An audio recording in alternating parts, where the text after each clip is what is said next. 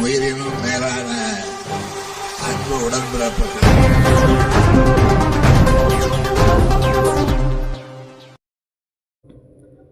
தாராபுரம் அருகே குண்டடம் ஊராட்சி ஒன்றியத்துக்கு உட்பட்ட பகுதியில் 49 லட்சம் மதிப்பில் புதிய திட்டப் பணிகள் அமைச்சர் கயல்விழி தொடங்கி வைத்தார்.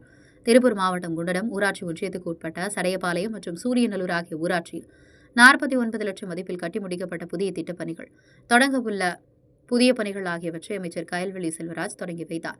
இதில் குண்டடம் ஊராட்சி ஒன்றிய செயலாளர் சந்திரசேகர், சடையபாளையம் ஊராட்சி தலைவர் ஈஸ்வரன் ஆகியோர் முன்னிலை வகித்தனர்.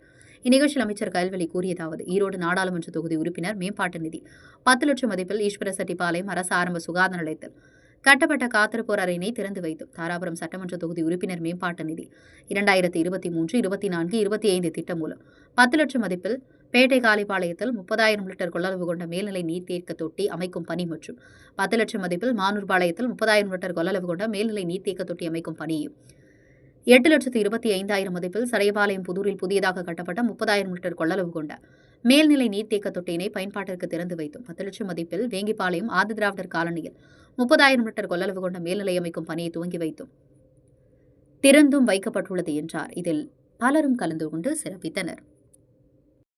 உயிரினும் மேலான அன்பு உடன்பிறப்புகள்.